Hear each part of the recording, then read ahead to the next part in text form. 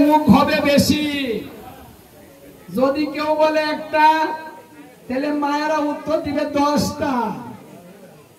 এই জন্য ভাগবত এবং বৃহৎ নারদীয় পুরাণে বলছে যে মায়েদের সঙ্গে বেশি কথা বলো না, দেইরা কথা বলো না, শর্টকাট করে কথা বলো, ভালোবাসা বাড়িয়ে দাও, না হলে ওদের সঙ্গে পারবে না। কারণ এটা যুগের প্রাধান্য, এটা যুগে পড়েছে। কলিযুগ আসার কারণে মানে মায়েদের এই স্বভাবটা হয়েছে। এটা আপনাদের দোষ নয়, এটা যুগের দোষ। যেহেতু এই যুগের একটা দোষ আছে, তাই আমাদের সাবধানতাটাও একটু বেশি নিতে হবে। এই জন্য ভাগবতে একটু সাবধানতা দিয়েছে। তাই মায়েরা কথাই বলবেন না, চুপ করে থাকুন। শাস্ত্র যদিও বলেছে মায়েরা বেশি বলবে, তারপরেও আমরা মনে করি এত বলে না, একটু কমেই বলতেছে, আরো বেশি বলার কথা ছিল। হরে কৃষ্ণ। আমরা কোথায় আছি? দশম স্কন্ধের 75 অধ্যায়। দশম স্কন্ধে মোট 90টি অধ্যায় আছে। এই 90টি অধ্যায়ের মধ্যে এখন আর বেশি বাকি নেই, মাত্র 15টা। তার মধ্যে আজকে 3টা চলে যাবে, কালকে 3টা চলে যাবে, তারপরে মাত্র থাকবে 9টা। ওই 9টা শেষ হবে। এই জন্য আমরা ধারাবাহিক ভাবে আলোচনা করতে পারি না, কারণ অধ্যায়টা শেষ হবে না। যেহেতু শেষ হবে না, প্রত্যেকটা অধ্যায় থেকে কিছু বলতে হবে। তাই একটা অধ্যায় নিয়ে যদি আমরা 1 ঘন্টা কাটিয়ে ফেলি, তাহলে 6টা ঘন্টা সময় লাগবে 6টা অধ্যায় শেষ করতে। এই জন্য ধারাবাহিক ভাবে যতটুকু বললে না বললেই নয়, অতটুকু বলেই যেন অধ্যায়গুলো আমরা মানে ক্যাপচার করতে পারি। তার জন্যই একটু মাঝে মাঝে থেমে যেতে হয়, মানে বলে যেতে পারি না, থেমে যেতে হয়। তাই ওই থামার মধ্যে আপনারা কথা বললে আর একটু দেরি হয়ে যায়। এই যেমন কটা কথা বেশি বলতে হচ্ছে, যদি আপনারা কথা না বলতেন তাহলে আমার 2টা কথা বেশি হতো না। এই তো আপনারা 2টা কথা বলেছেন, এই ভাগে আমিও 10টা কথা বলে ফেলছি। মানে আপনাদের 2টা কথার উত্তর দিতে 10টা কথা আমাকে খরচ করতে হয়েছে। যাই হোক, ভাগবতে কথা বলবেন না, যদি বলেন কৃষ্ণ কথা বলবেন। শ্রবণের শক্তি বেশি, শ্রবণে কৃষ্ণ দর্শন হয়। যদি কেউ কথা বলে তাহলে তার শ্রবণে পাপ হয়, দর্শন তো দূরের কথা।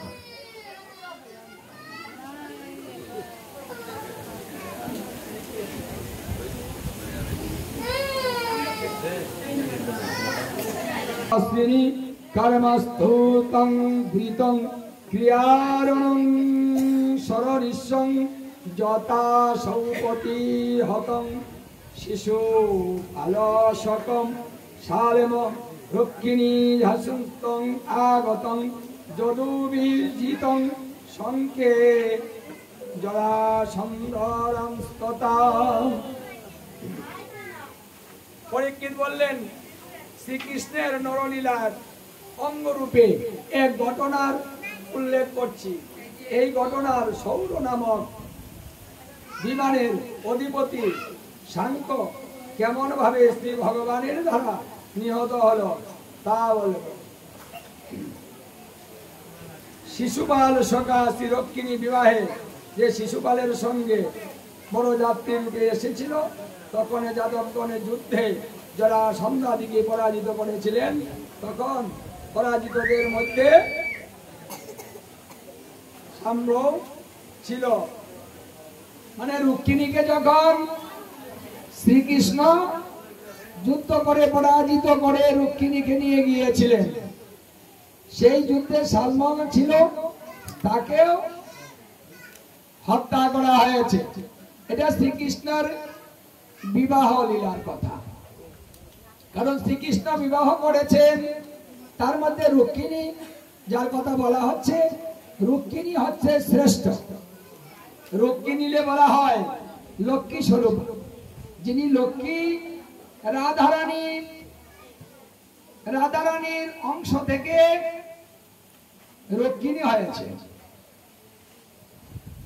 যার জন্য 16,108 জনের মধ্যে প্রধান ছিলেন রুক্মিণী।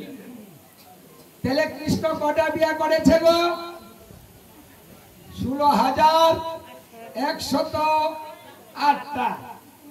প্রত্যেকটা স্ত্রীর ঘরে সন্তান হয়েছে 10টা করে।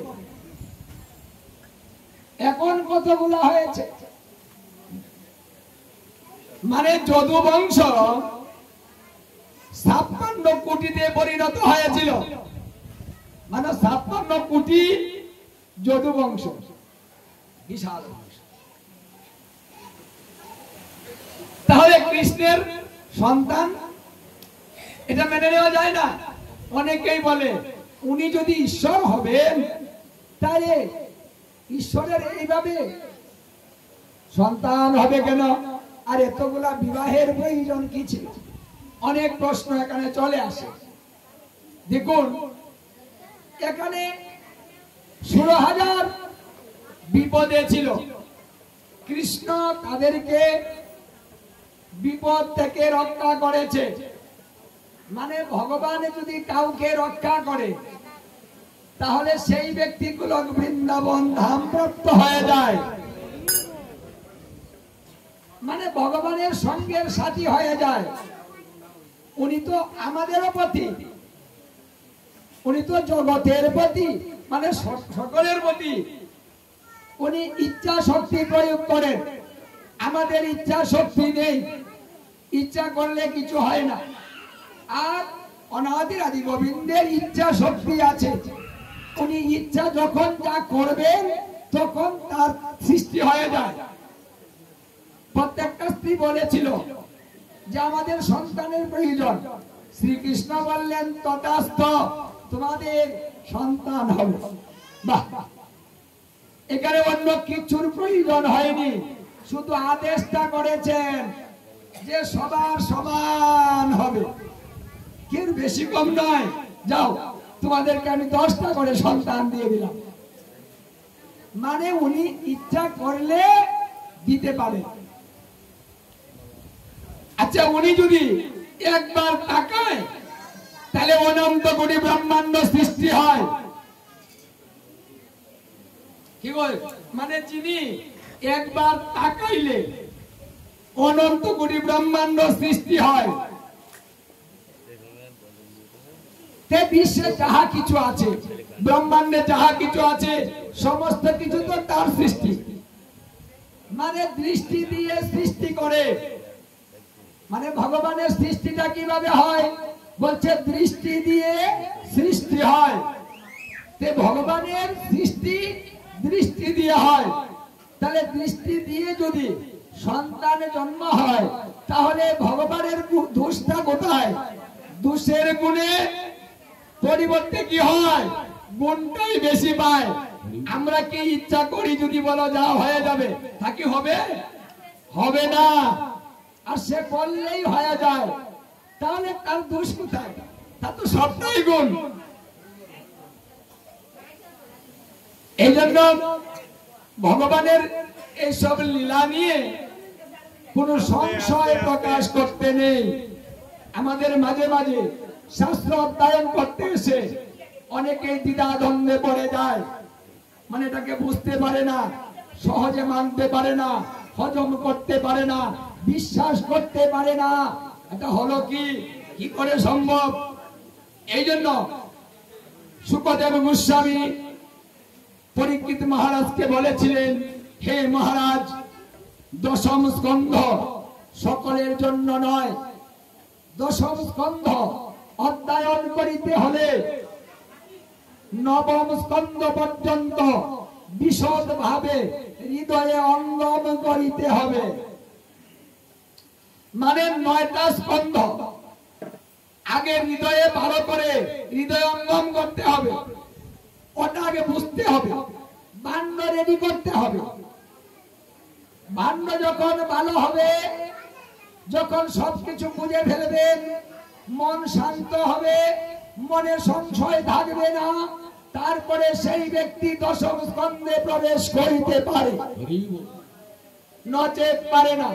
তাহলে এখানে ভক্তের যোগ্যতার উপরে নির্ভর করছে যে ভগবানের এই দশম স্কন্ধ সুমধুর বদনের যে লীলা, সেই লীলাটা তিনি আস্বাদন করতে পারিবেন কিনা। মানে শুদ্ধ ভক্ত মানে কোনো কিছুই বলে না যে এটা সম্ভব নয়। যেমন নারদ মুনি খুব জ্ঞানী, যিনি নারদত্ব প্রাপ্ত হয়েছে, এবং শ্রীকৃষ্ণ বলেছেন, হে নারদ, আমি তোমাকে যা দিচ্ছি বা যা দিয়েছি সেটা দ্বিতীয় আমি আর কাউকেই দিব না। তাহলে কতটুকু ভালোবাসা নারদের সঙ্গে, যে জিনিসটা আর কাউকে দিবেন না তিনি। আবার বলেছেন, হে নারদ, তোমাকে আমি এই শক্তি প্রদান করছি, যে কোনো ব্রহ্মাণ্ডে মানে ব্রহ্মাণ্ডের যে কোনো স্থানে তুমি প্রবেশ করতে কারো অনুমতির প্রয়োজন হবে না। এই বাক্যটাও আমি আর কাউকে দেইনি, তোমাকেই দিলাম। এমনকি আমার সঙ্গে যদি তুমি সাক্ষাৎ করতে চাও, কারো কাছে বলার প্রয়োজন নাই, তুমি সরাসরি আমার কাছে চলে আসতে পারো। তাহলে নারদ কত শক্তি পেয়েছে। কিন্তু সেই নারদ যখন রাস্তা দিয়ে যাচ্ছেন, একটা জঙ্গলের পাশে একটা পাগলকে দেখতে পেলেন। এই পাগলে বলছে, হে হরি, তোরে দিব ঘড়ি। মানে পাগলে হরিকে ঘড়ি দিচ্ছে। নারদ ভাবলো যে পাগলে তো অনেক কথাই বলে, পাগলের কথা ধরলে লাভ নেই, ওর কাজ করুক, আমার অন্য রাস্তা দিয়ে চলে যাওয়া হোক। নারদ রাস্তাটা ঘুরিয়ে অন্য রাস্তায় যাওয়া শুরু করলেন। তখনই পাগল ডাক দিয়ে বলছে, হে নারদ, নারদ, কি বিপদ! তখন আমারে কি বলে কে জানে, কারণ যে হরি রে ঘড়ি দেয়, আমারে না জানি কি দেয়। যেতে তো হবে। ওই পাগলের ডাকে নারদ কাছে গেছে। কি আছে বলো? আরে নারদ, তুমি কোথায় যাও? ওদিকে যাও কেন? তোমার উদ্দেশ্য কি? যাবে কোথায় বলো তো? বলছে, দেখো, আমি একটু নারায়ণের সঙ্গে সাক্ষাৎ করার জন্য বৈকুণ্ঠে যাচ্ছিলাম। ও, তুমি বুঝি বৈকুণ্ঠে যাবে? ভালোই ভালো, আমি একজন বৈকুণ্ঠের যাত্রী খুঁজছিলাম। কে? মানে পাগলে বলছে বৈকুণ্ঠের একজন যাত্রী খুঁজছিল। একটা সংবাদ আছে আমার, ওইটা নারায়ণকে গিয়ে বলতে হবে। ঠিক আছে, বলে ফেলুন, কি আপনার কথা? আচ্ছা নারদ, তুমি গিয়ে বলবা নারায়ণকে। আমি গিয়ে থাকবো কোথায়? মানে আমি তো মারা যাবো, আমি মারা গেলে আমার থাকতে হবে না? আমার বাড়ি ঘরটা একটু তুমি দেখে এসো তো, ঠিকঠাক আছে কিনা, আমার কেমন বাড়িটা হলো দেখে আসো। হ্যাঁ, কি গো? নারদ মনে মনে বলছে, দেখো, খড়িরে দেয় খড়ি, আবার কয় তার বাড়ি ঘর কেমন আছে বৈকুণ্ঠে, নারায়ণকে জিজ্ঞাসা করতে হবে। বলছে ঠিক আছে, ঠিক আছে, বলবো নে, তাহলে আমি আসি। বলছে ঠিক আছে, যাও, আমি কিন্তু রইলাম, তুমি কিন্তু এই দিক দিয়ে আসবে, আমাকে বলে যাবে। বলছে ঠিক আছে। আর একটু দূর যখন অগ্রসর হয়েছে, একজন সন্ন্যাসীর সঙ্গে সাক্ষাৎ হয়েছে। সন্ন্যাসী বলছে, নারদ, ও নারদ, আপনি কোথায় যাচ্ছেন? বলছে আমি তো বৈকুণ্ঠে যাচ্ছি।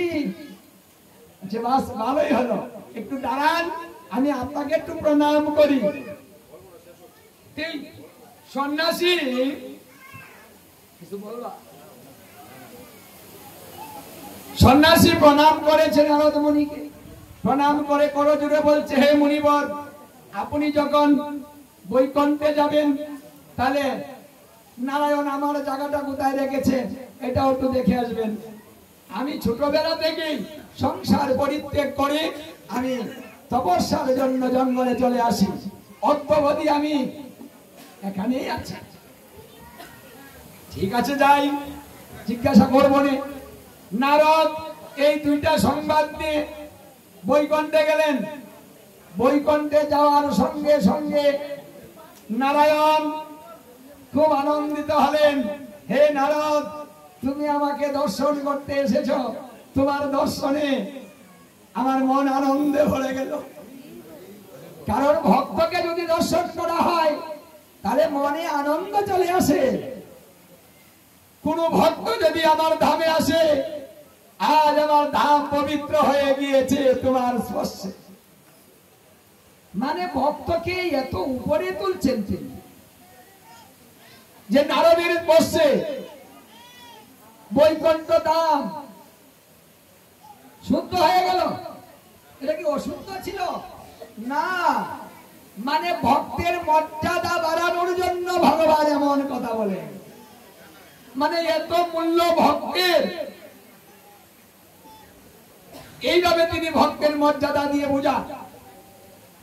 তখন নারায়ণকে জিজ্ঞাসা করছেন, আচ্ছা এক পাগল তোমাকে খড়ি দেয়, ও বলে হরি তরে দিব খড়ি,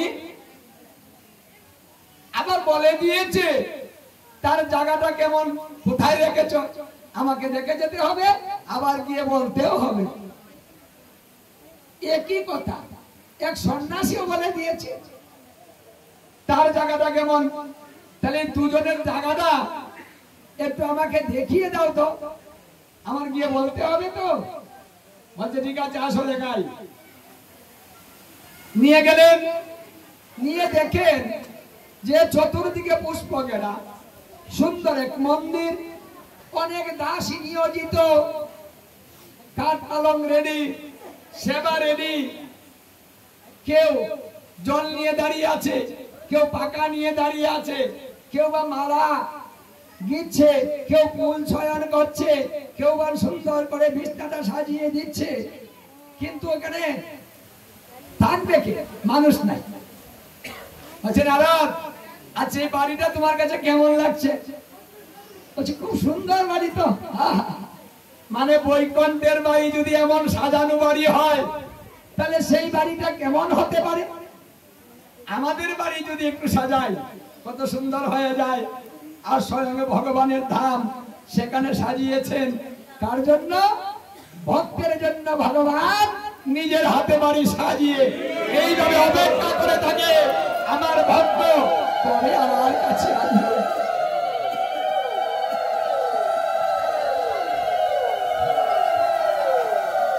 আমরা যদি ভক্ত হতে পারি তাহলে ভক্তের জন্য ভগবান সবকিছু সাজিয়ে বসে থাকে, অপেক্ষা করতে থাকে আমার ভক্ত কবে আসবে, আমার ভক্তকে আমি কখন দর্শন করব।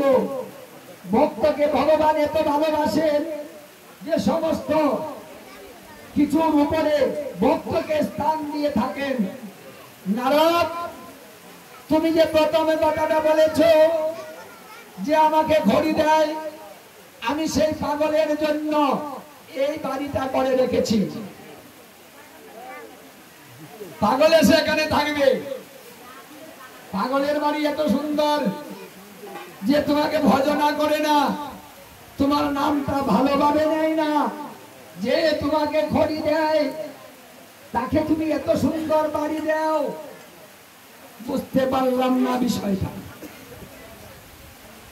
আচ্ছা তাহলে সন্ন্যাসীর বাড়ি কোনটা?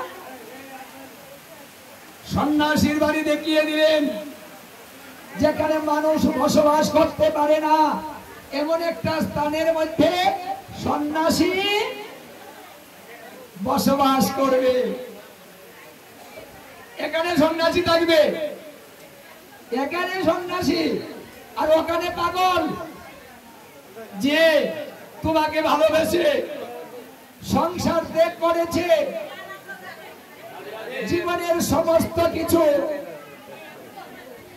যে তোমাকে দিয়েছে, সারাদিন সারা রাত যত সময় পর্যন্ত জাগ্রত থাকে তত সময় পর্যন্ত নারায়ণ নারায়ণ। এত কিছু ত্যাগ করার পরেও সেই স্থানটা তুমি তাকে দিতে পারলে, তোমার বিচারটা আমি বুঝতে পারলাম না।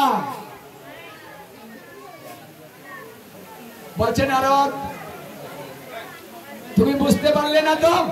ঠিক আছে, আসো তোমাকে আমি আরেকটা জিনিস দেখাই। নিয়ে গেলেন দক্ষিণ দিকে, বৈকুণ্ঠের দক্ষিণ দিকে নিয়ে বলছে নারদ দেখো তো চেয়ে কি দেখা যায়।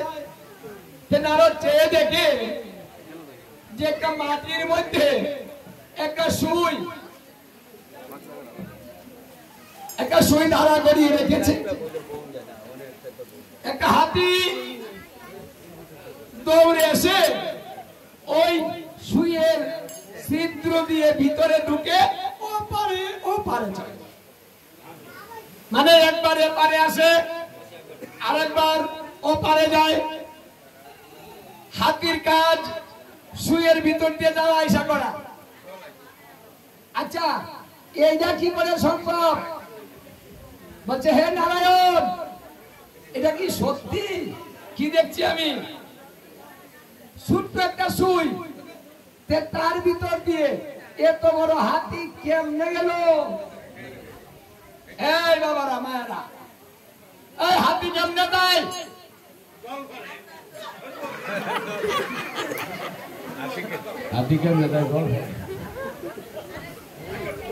মানে সুইয়ের ছিদ্র দিয়ে হাতি যায়। আচ্ছা নারায়ণ, এটা কি করে গেল আমারে বোঝাও। বলতেছে দেখো নারদ, ওটা তোমাকে আমি বুঝাতে পারবো না। ওটা তুমি ওই সন্ন্যাসী আর হইলো পাগল, এই দুইজনকে প্রশ্ন করবে, এই তত্ত্ব তারাই বলে দিবে। বলছে ঠিক আছে তাহলে আমি আসি। মানে এটা জানার জন্য নারদের মন কেমন করছে, তাই এটা জানার জন্য তিনি দৌড়ে এখান থেকে বিদায় নিয়ে আবার মত্তলুকে চলে আসলেন। মত্তলুকে এসে গেলেন সন্ন্যাসীর কাছে। সন্ন্যাসী বলছে, ও মুনিবর, আমার স্থানটা কেমন দেখে আসলেন? বলছে আপনার স্থান দেখা এই কথাটা পরে বলবো, আগে আমার প্রশ্নের উত্তর দিতে হবে। কি প্রশ্ন? যে আমি বৈকুণ্ঠে দেখে এলাম সুইয়ের ছিদ্র দিয়ে হাতি যাওয়া আসা করে, ওটা কি করে যায়, কি করে আসে আমি বুঝতে পারছি না, মাথা ধরে না, আপনি বলে দেন। সন্ন্যাসী বলে, ও নারদ, মিথ্যা কথা বলা আর জায়গা পাও না। সুইয়ের ছিদ্র দিয়ে কোনোদিন হাতি যেতে পারে? যত মিথ্যা কথা। এটা বিশ্বাস হয়? কারো বিশ্বাস হবে? কেউ বিশ্বাস করবে না নারদ। আপনি ভুল দেখেছেন, ঠিক না? এটা বিশ্বাস করে না। ঠিক আছে, আপনি যখন বিশ্বাস করবেন না, আমার তো কিছু করার নেই। তবে আপনার স্থান ভালো না, যেখানে মানুষ বসবাস করতে পারে না, সেমন একটা স্থান আপনার জন্য রেখেছে। সন্ন্যাসী কয়, সারা জীবন ভোজন করলাম, সারা জীবন নিজের সবকিছু ত্যাগ করলাম, সাদা আল্লাহ কিছু রাখলাম না, যাকে ভালোবেসে সব ছাড়লাম, আর আমারে দিল খারাপ জায়গা। নারায়ণের ভোজন আর করব না। মানে যে ভোজনের মর্যাদা দিতে পারে না, তার ভোজন করতে যাব কেন? খারাপ জায়গার জন্য ভোজন করতেছি? নারদ মুনি বলছে, ওটা আপনার খুশি, ভোজন করতেও পারেন, নাও করতে পারেন, এটা যার যার ব্যক্তিগত। ঠিক আছে? এখানে বিষয়টা শিক্ষা কি? মানে সাধু হলে, বৈষ্ণব হলে সেই ব্যক্তি উদ্ধার হতে পারবে না। গৃহ ত্যাগ করে সন্ন্যাসীও যদি হয়ে যায় তবুও সে উদ্ধার হতে পারবে না, ভালো জায়গা পাবে না। এখান থেকে চলে গেলেন পাগলের কাছে। পাগলকে গিয়ে বলছেন, আচ্ছা তোমার কথাটা পরে বলবো, আমার কথাটা আগে শোনো।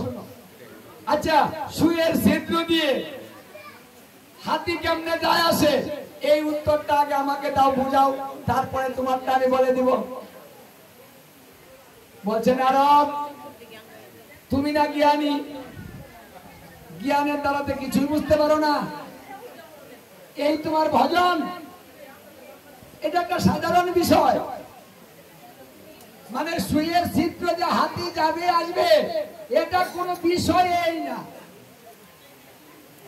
আচ্ছা যদি কৃষ্ণ অনন্ত কোটি ব্রহ্মাণ্ড তার মুখের ভিতরে রাখতে পারে, মানে পেটের ভিতরে দেখা যায় সারা ব্রহ্মাণ্ড, মা যশোমতীকে তিনি যখন 3 বছর বয়স তখন দেখিয়েছেন, এই তত্ত্ব কি তুমি জানো না? তাহলে যিনি এই ব্রহ্মাণ্ড পেটের ভিতরে রেখে নিজের মাকে দর্শন করাতে পারে, তুমি সেই বৈকুণ্ঠ ধামে গিয়েছো, ভগবানের এমন কোন কাজ নাই যে কাজটা তিনি করতে পারে না।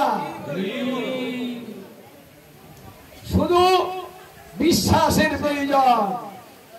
দেখুন ভালোভাবে নাম নেয় না, খড়ি খড়ি খড়ি দেয়, অথচ তার বিশ্বাস কত। হে নারদ, বিশ্বাস হচ্ছে ধর্ম। ভগবানের এমন কোনো কাজ নেই যে করতে পারে না, তাই ভগবানের কাজে কোনো সংশয় ভক্তের মনে যেন কখনো প্রবেশ করে না।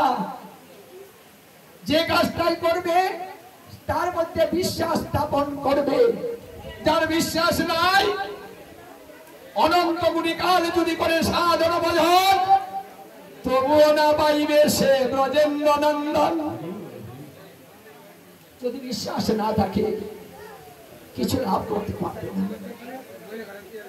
আপনি যেভাবে যাই করেন না কেন, শুধু বিশ্বাসটা বাড়িয়ে দেন। ধর্মের মূল হচ্ছে বিশ্বাস।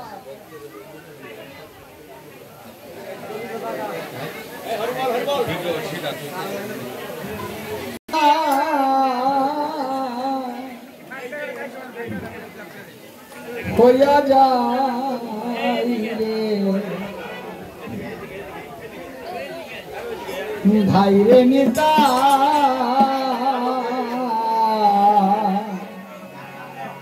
জন্মের মত বিদায় হইয়া যাই রে ভাই রে নিতা।